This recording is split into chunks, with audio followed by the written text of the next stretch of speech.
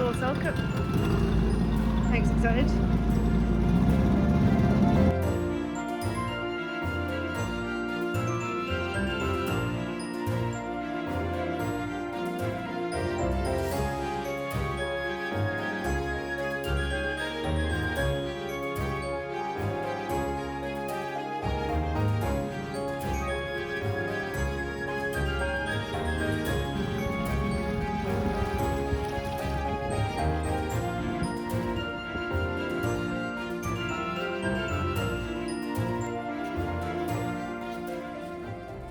So, Salcombe winning you over yet?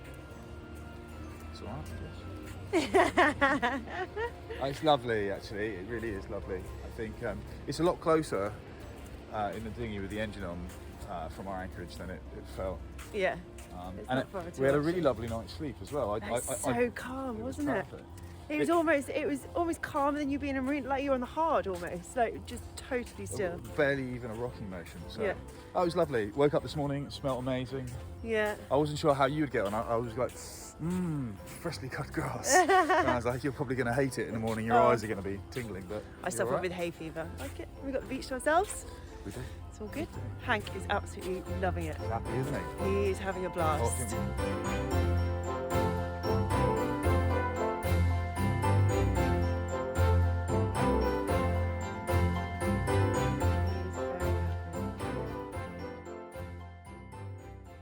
This year, one of the themes of the video this year was to hunter, gather and forage for our own food. Now, I don't know whether I'm going to add all my fishing failures into this video series, but if I don't, that will give you a hint at how well fishing's gone. Not too well. We've had a brown crab so far this year, which we've eaten, which was lovely. We caught a lobster, which I decided, you know, well, I didn't decide anything. It was just a bit too small, so I let it go. I've caught one tiny little bass, which was too small, and let it go. And so I'm going to try foraging. Now, the easiest form of foraging on the British seaside, it has undoubtedly got to be the limpet. And not many people eat the limpets, but I've been looking into this, and apparently they are a good source of protein, and they're easy to catch. They're easy to catch if you sneak up on them. Right, you can't let them know. Let's look at some good sized ones, shall we? You can't let them know you're coming. If you so much as touch them, they feel any vibration whatsoever, they'll clamp down really hard onto the rock. So you have to, one foul swoop, you have to be sort of committed to getting. Too slow. Oh, too slow. This is going to be another failure. No. I don't want to just take loads of them away from their home and then realise I don't like them and waste them. So pick that one up.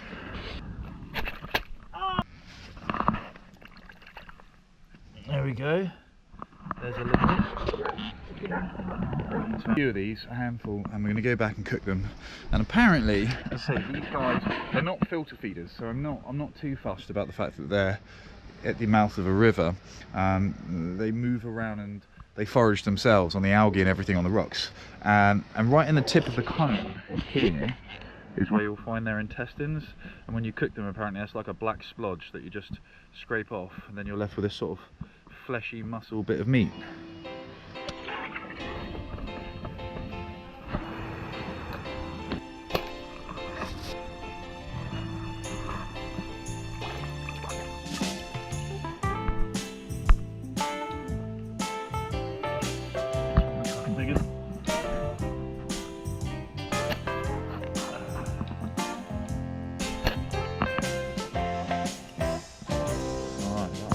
If you've decided to go out and harvest something from nature, if you've decided to take something's life, on some level morally I feel like you're obligated to not waste any of it, to eat it all. I hope you like them. Otherwise you eat the first one, you've then got 4 more. Yeah, it's going to turn into like a bush tucker trial otherwise. I'll be like, And there's 5 here, so you guys are going to see. I'm not shying away from this. You're going to see hunter gathering, foraging, harvesting, living off the land. The rough with the smooth, you're going to see it all. Wow. Lovely, although tides. Here's a little lesson about tides in England. Beware how long you leave your dinghy for, because it's a long drag back. You can do it. We're building your arm strength, remember? You're the one that was complaining, saying you haven't got much upper body strength.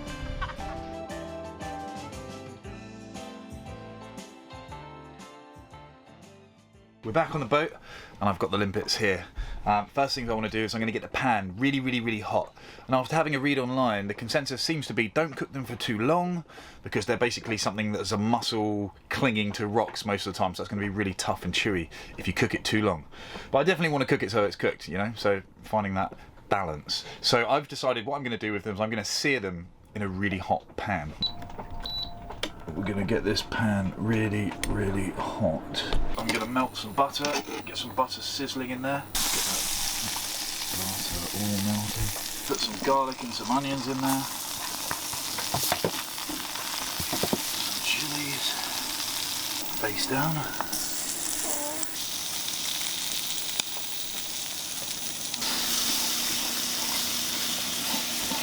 They're all ready.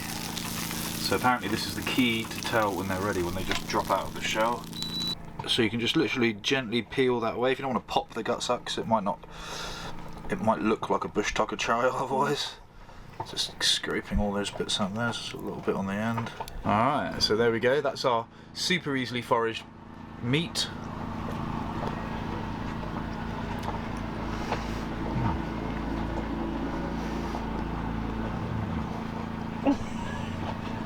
It's chewy. It's chewy. I like it. I like it. What's the flavour like though? Not the texture. It's nice. Like it's nice. It's like a bit like a kind of chewy mussel.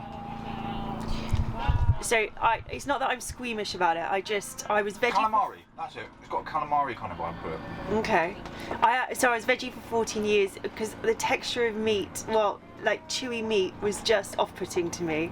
So the thought of something so chewy, I can't imagine I'd enjoy it at all.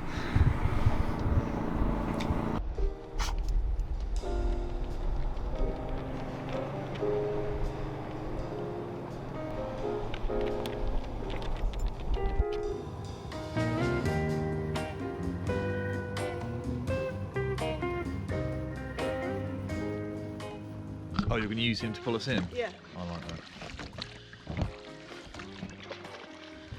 Good job, Hank. Mush! Mush! It's a really stunning evening, and the sun's just setting. Tried again in vain to catch a fish. Don't want to bother anymore. Oh, look at that! It's like a little step. I know, this is Amazing.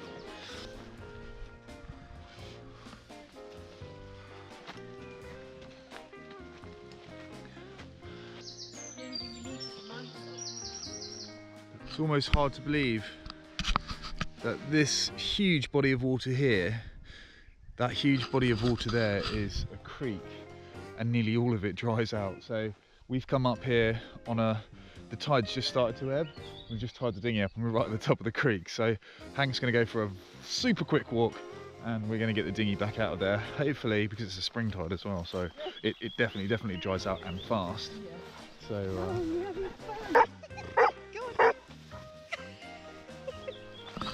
he's not excited about being out at all.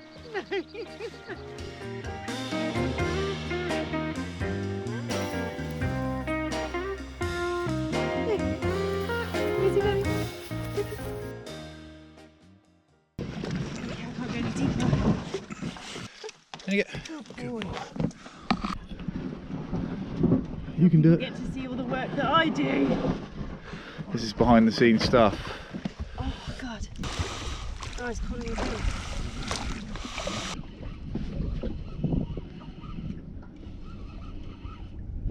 too. Is this your first catch?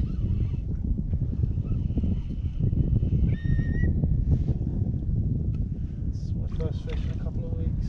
Oh. Oh.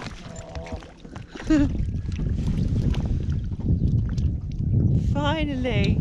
So this is way too small to keep, obviously, as a baby, but you have to be careful with these bass. They've got these dorsal fins that you almost need to stroke down when you handle it. Otherwise they are razor sharp. They've also got a couple down here, and then they've also got quite a sharp gill as well, so they can cut you quite easily. But let's let this one get back.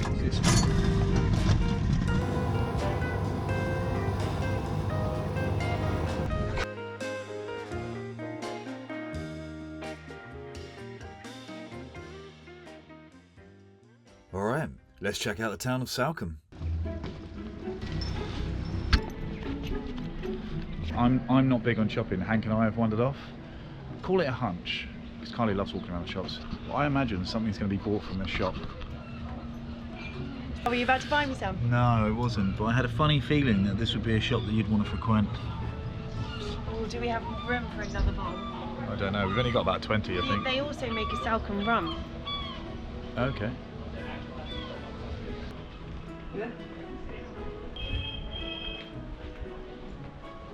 Legends. Utter legends.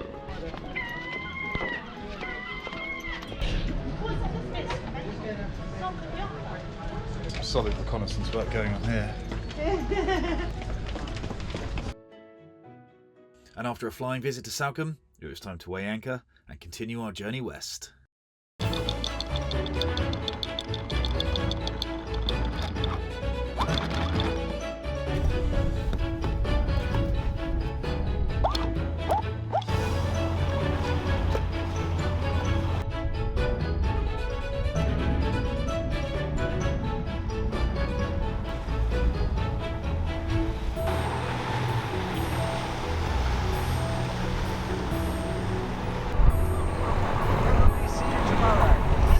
Say goodbye, Hank? You gonna say goodbye?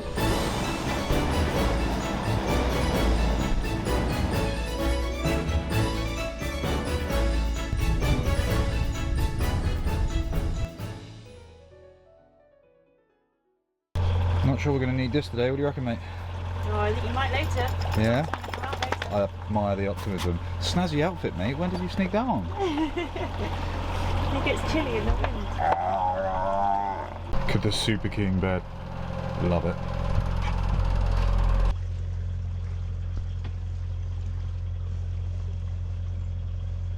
How's that sandbar looking? We're just approaching it. The depth is going down from 7.5 to 6 to 5.5. We're going over the bar right now. Well, it's a cloudy and overcast day. There's something very stunning and striking about the British coastline. Looks like a dinosaur. It looks like a kind of Stegosaurus or something is coming down the side of the mountain.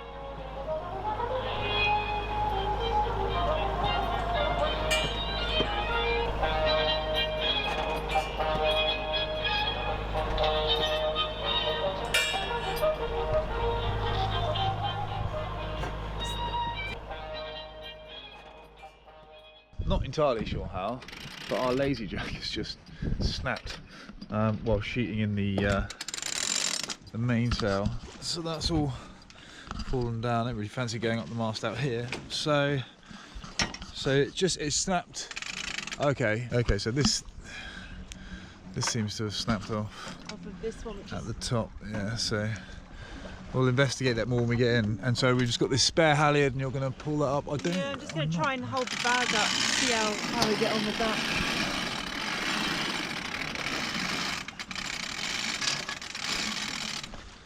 Well, you know, I think that'll do for the moment. It's alright, isn't it? Yeah. Just pulled this down. You keep an eye on the course. Mummy and I are just going to sort this out. It's the splicers snapped. Huh. How bizarre. So I'll re-splice it and whip it. Or just tie a bow on. Yeah, just do that. Yeah. We've got super light winds at the moment. I keep messing around with the sails, trying to find a better way to head down. So we're predominantly on a broad reach, and we do have sort of 6, unless the apparent wind, 6 knots. Obviously, we're moving at 3.5, 4 knots. But when we're broad reaching and we're sort of opening the mainsail out, it seems to be blanketing the genoa an awful lot. So I keep sort of tweaking the sails. I've now sort of decided that maybe the mainsail is kind of counterproductive almost, because it's causing the head sail to sort of flap about by blocking the wind. So I was just bringing the main in, I was just sheeting the main in and opening the genoa all the way out, because it's a bigger sail obviously. But I'm wondering whether to just drop the mainsail altogether and just go under head sail maybe. But I'd be interested to sort of see what other people's sort of strategy is in that kind of condition. Like I say, you've got a massive genoa and a mainsail that's kind of blanketed in from a really tight broad reach. What hints, tips, anything? I'm open to suggestions.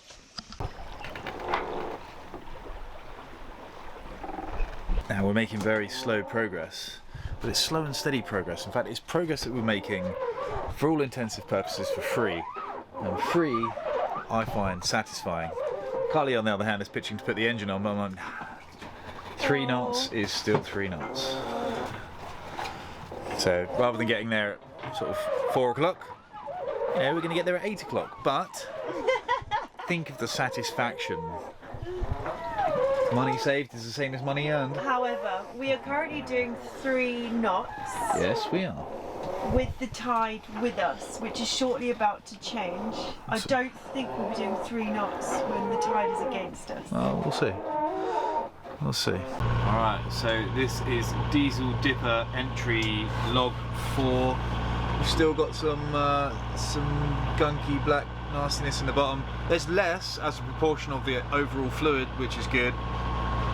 I think what I'm going to do, just to be sure it's not still growing, I'm going to take the rest of that diesel bug treatment. I'm just going to, this stuff here, and I'm going to hero dose the hell out of it. I just want to make sure everything in there's dead. Plus we've got another bottle of this that we bought ages ago, so it's not, it says here you can't overdose.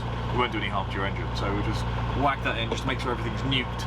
Just keep running the dipper, running the dipper, running the dipper. And I'm hoping that in a week or two, out of all the agitation from sailing and motoring around, we would have hopefully got the rest of the water and gunk out of the bottom of the tank. Anyway, installation 4 in the Diesel Dipper Diary and Chemicals from Marine Progress. I haven't thought of a title, but I'm making it on the spot. Yay! You were saying you love the fact that Hank just gets up and goes about his business. No, he's just gone down, he's gone and had some drink, he's now eating some dinner. So he was asleep in his throne. Now he's just down there.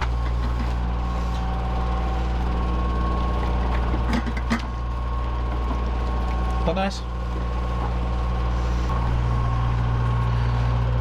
You got to lie down? You've got like a super king size bed there if you want to lie down. We made it for you just in case. There you go. There you go. You can just chill down here.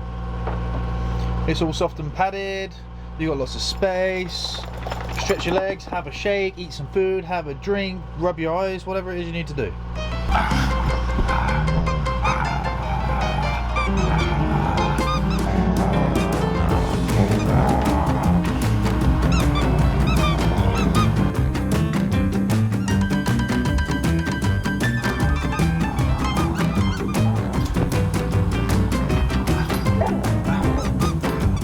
You've eaten, you've drunk, you've bowled. You've played. The boat's been a bit rolly, you've been chilled through the whole thing. You found your sea legs, haven't you? The only thing you haven't done is found how to go to the toilet on the boat. That's still...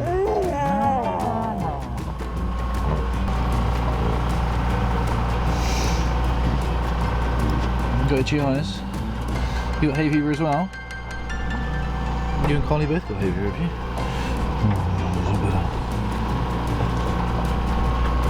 Is that better?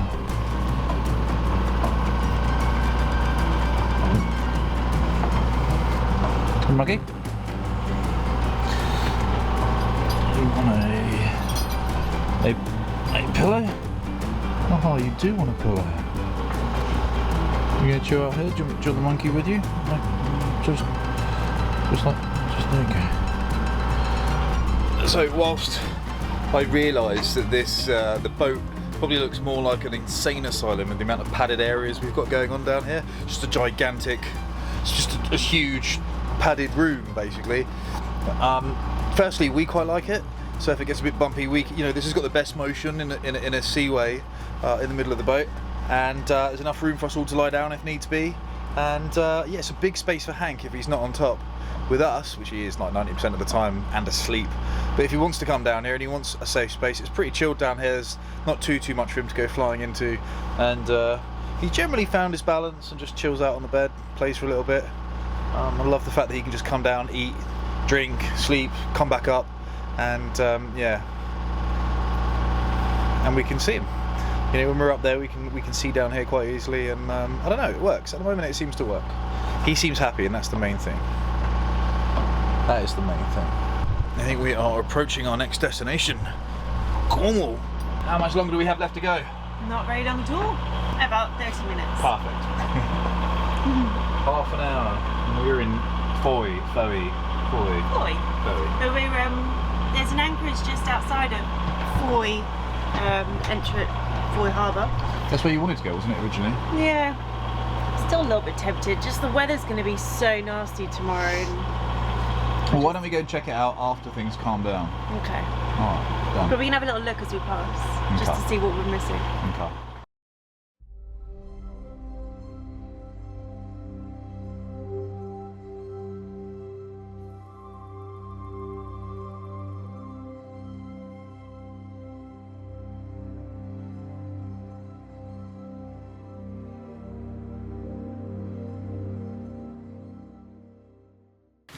Oh, how stunning does that look, right? This trip is getting more and more breathtaking by the day. And before we take you there, make sure you hit the notifications bell so when that next video comes out you can see those stunning coves yourself. But before we do, we just want to say another huge thank you to everyone who watches, hangs out with us for 20 minutes, subscribes, comments, does all that good stuff that YouTube likes. And it's just a massive thank you to everybody who's jumped on board and joined the team, joined the Patreon team since our last video. And we've got another list. It's been another amazing week. So there you go. You can start the list. I think I can You know remember them off the top of your head. Alex Morgan, and also Simon, Emma, and their dog Doug. Okay, I've written mine down because I apologise in advance if I pronounce this wrong, but Anika Ratiola or Rutiola, I'm not sure. One or two, one of them I'm hoping is right. Also John, Nick and Molly, and Tyler. I actually remember meeting Tyler in Falmouth on the high street, and he had a really cool dog. It was about a year old, called Alfie. So thank you guys so much for your direct support. Really hoping that this means we can get better camera equipment, spend more time learning how to make better videos, so you guys can enjoy them. If you haven't done so already, hit the notifications bell. We don't have a set day and time the videos come out. It's as and when something is just as right as I can make it, as good as I can make it. Could be 2 videos a week, could be 2 videos a month, or somewhere in between. So it's really important to hit the bell if you want to be notified when the next one comes free. So hope you guys are all staying safe and well, and we will look forward to seeing you in the next one. See you then. Bye for now.